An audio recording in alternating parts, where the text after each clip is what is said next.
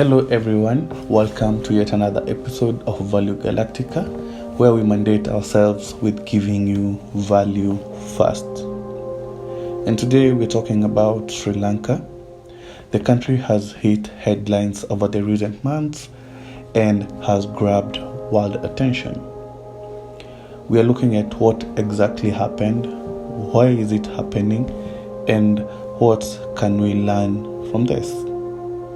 Sri Lanka has had a stable economy over the years until 2019. 2019, a period considered pre-COVID.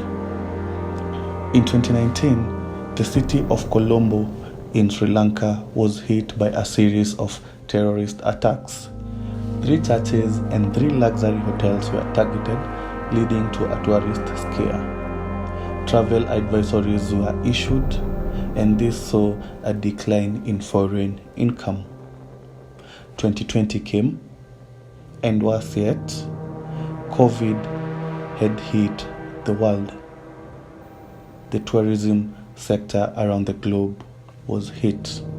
Knowing that tourism is one of the major income earners for Sri Lanka, the tourism sector in the country was hurting, and the country saw a further decline in foreign revenue from tourism.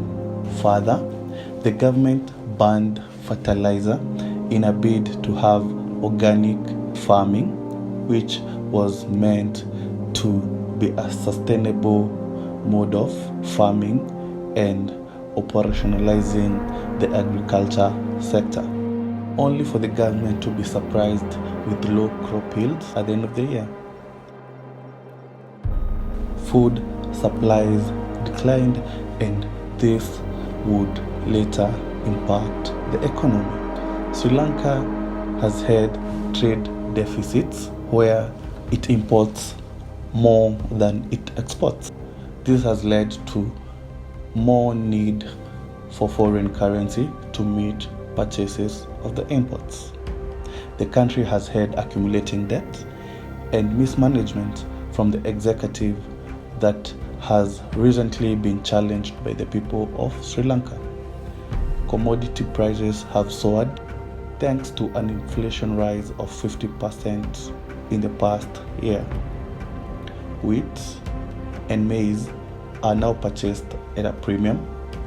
Fuel remains a rare commodity. People can queue for as long as 1 week to get a rationed amount of fuel. Unprecedented was the cancellation of exams for some grades due to lack of paper.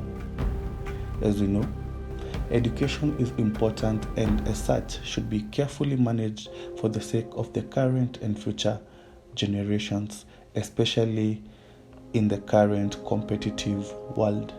The downward spiraling of the economy has led to dwindling of foreign reserves. Unfortunately, the government counteractively overvalued its rupee to maintain the currency's strength, which has turned out to be a wrong move. Shadow banks and informal channels of the financial sector in Sri Lanka would offer more on exchanges for the rupee, unlike formal channels such as the central bank. People remitting their incomes back home to their families in Sri Lanka have since opted for informal channels. This has led to low foreign reserves for the government and more demand for the dollar in a worsening economic situation. The president has had to flee to a foreign country, and the remaining leadership is seeking foreign aid. India is willing to give credit lines to Sri Lanka. The International Monetary Fund, alias IMF, wants conditions met, which include a functional government. A functional government will help reduce the risk of default. The people of Sri Lanka hope to have a replacement the president in the coming week. The country looks forward to a turnaround of its economy. What can governments and people learn from the crisis? 1. When desperate times that call for survival show up, citizens will most likely take charge to make change themselves. 2. Countries need to work towards having trade surplus, or rather, significantly reduce their trade deficit. And lastly, countries need responsible and able leadership for their economic stability and growth. It is up to the citizenry to elect leaders who have interests of their nations at heart. A long shot, but a worthy cause.